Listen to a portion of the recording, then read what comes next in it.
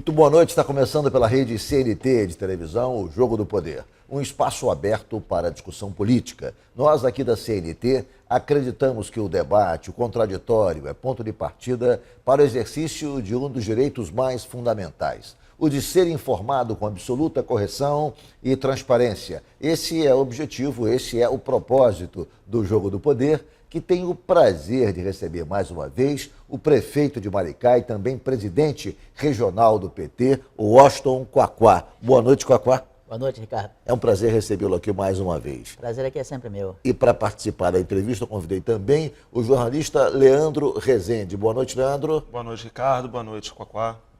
Ok, vamos agora às principais notícias da semana, diretamente de Brasília. Olá, eu sou José Marcelo Santos, direto de Brasília, com o resumo das principais notícias da semana. O Senado aceitou o pedido de impeachment da presidente Dilma Rousseff e ela ficará afastada do cargo por 6 meses. É o tempo que as investigações serão feitas e só depois os parlamentares vão decidir se caçam ou não o mandato da petista. A presidente afastada anunciou que usará o tempo para se defender e visitar países aliados para anunciar o que classificou como um golpe contra a democracia. Em um dos últimos atos na presidência, Dilma Rousseff disse que o fato de ser mulher influenciou no processo de abertura do impeachment contra ela. Foi durante a abertura da 4ª Conferência Nacional de Política para Mulheres. Dilma disse que é figura incômoda e que seu mandato termina somente no dia 31 de dezembro de 2018 e que vai lutar para permanecer no cargo depois da investigação. Enquanto governistas e oposição usam de todos os tipos de manobra na disputa política em torno do impeachment, a população apelou para outro recurso para pressionar parlamentares: os abaixo-assinados pela internet. Antes mesmo de o Supremo Tribunal Federal decidir pelo afastamento do então presidente da Câmara dos Deputados, Eduardo Cunha, já circulava na internet um pedido com mais de 160 mil assinaturas nesse sentido. Outro, com 1.300.000 assinaturas, quer que o Conselho de Ética casse o mandato de Cunha. Para os especialistas, a internet levou poder ao cidadão e isso vai exigir mudança de postura dos candidatos a partir de agora.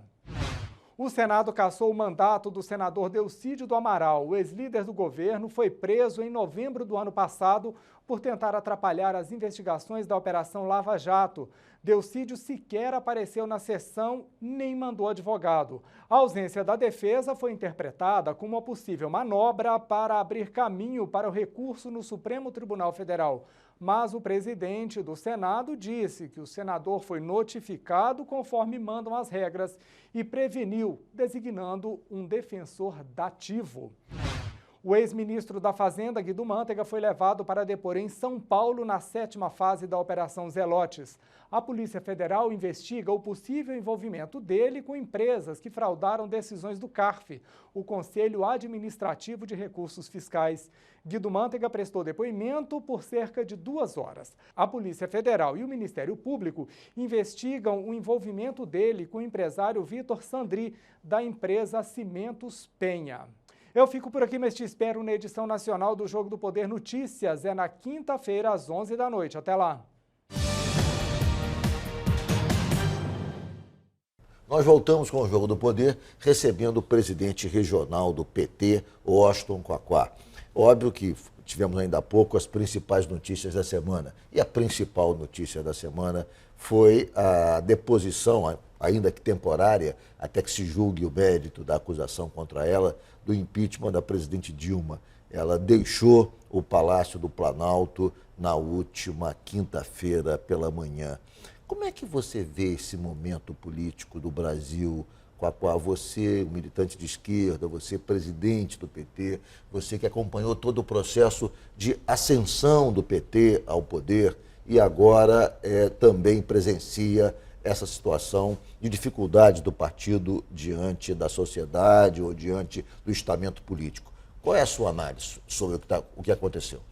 A primeira coisa, Ricardo, é que eu acho que as palavras têm significado e têm poder. Então eu costumo dizer que esse processo é um processo que não é um processo de impeachment, é um processo de golpe. O que nós vivemos no Brasil é um golpe paraguaio, exportado do Paraguai, já fizeram com o Lugo, Então é um golpe institucional. Um golpe parlamentar, institucional. A verdade é o seguinte, isso já acontecia no sistema político brasileiro com os prefeitos, né? Eu mesmo já fui vítima de uma tentativa de impeachment de golpe. Os prefeitos brasileiros hoje são vítimas das câmaras de vereadores, muitas delas câmaras que chantageiam. Banditismo. Vereadores querem se apossar do Estado, querem montar conluios de roubalheira e chantageiam, sobretudo, os prefeitos sérios, porque ninguém bandido sofre impeachment. Bandido rouba junto. Né? Quem sofre impeachment é quem se recusa a entrar no jogo. O que está acontecendo no Brasil é isso, é o que já acontecia nas câmaras de vereadores. Um parlamento com a maioria de gente processada, maioria de gente... 60% do parlamento responde a alguma ação penal, né? Pois não foi um golpe bolado nem com a cabeça, foi um golpe bolado com o pescoço. Para salvar o seu pescoço, para não ser investigado, para acabar com as investigações, eles fizeram o golpe contra a presidenta Dilma. Então é grave, é triste para a minha geração, que é uma geração que quis construir um projeto de Brasil, é triste você ter que dar razão ao presidente general Charles de Gaulle. O Brasil não é um país sério. Leandro. Esse processo todo de impeachment pelo qual a presidente Dilma está passando e vai continuar passando aí pelo menos pelos próximos 6 meses, são muitos os fatores, né? Você tem um componente jurídico, um componente midiático, só que tem um componente também da inabilidade do PT de conseguir governar a partir do segundo mandato da Dilma, a partir das eleições de 2014. Quais foram os erros do PT que também contribuíram para esse processo todo que a presidenta está passando? Olha, eu acho que nesse caso não foram erros do PT, porque a Dilma governou esse segundo mandato praticamente sem o PT. Ela só se reaproximou. Foram erros da presidente? Foram erros da Dilma, obviamente que ela cometeu erros políticos e erros econômicos graves. Não podemos minimizar isso. Agora, independente disso, o que está havendo no Brasil é um golpe. É um golpe de Estado. Você não pode querer tirar a presidenta da República porque você não gosta dela, ou porque você acha que ela não governa bem, né? Ou porque acha que ela se veste mal, ou porque ela é mulher, ou por qualquer outro motivo. Ela foi eleita. Então, o que houve no Brasil, o que está havendo no Brasil, é um golpe parlamentar, de uma maioria eleita por um sistema político absolutamente corrompido, né? O sistema político brasileiro é um chiqueiro, e aquele Congresso Nacional é o chiqueiro dos chiqueiros. Que tirou a presidenta da República. Eu escrevi um artigo no Jornal O Dia há algumas semanas dizendo o seguinte, olha, há uma utilização abusiva do instrumento do impeachment e se usa, mesmo não havendo crime de responsabilidade, se usa o impeachment, quando na verdade a intenção, quando a presidente vai mal, quando o governo não tem apoio popular, quando não há lastro de popularidade a garantir a estabilidade do governo, bom, aí se provoca o impeachment.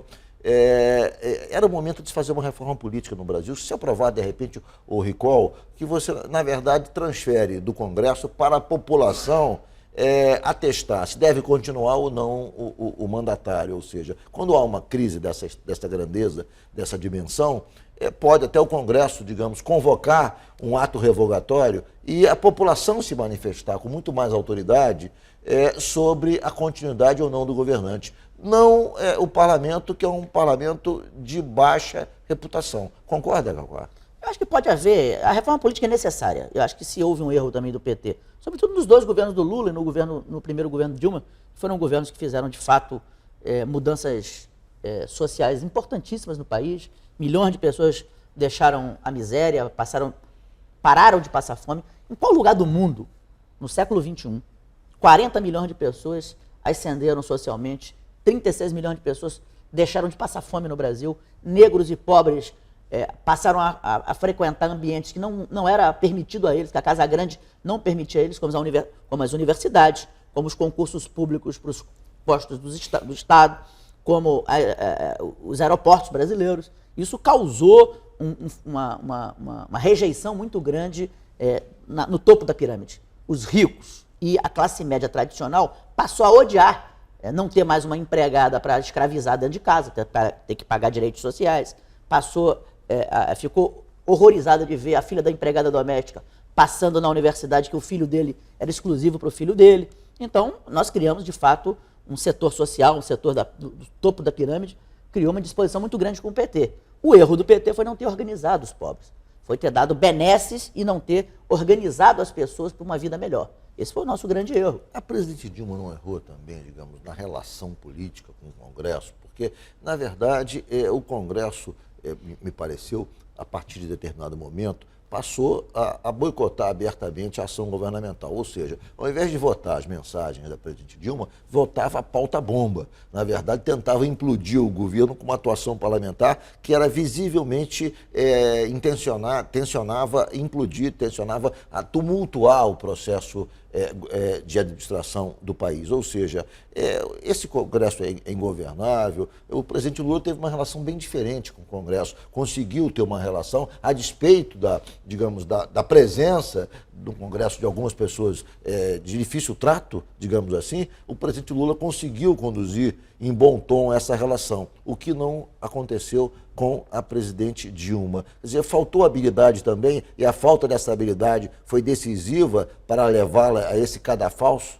Olha, não há dúvida que ela é ruim de política e ela tem uma arrogância excessiva.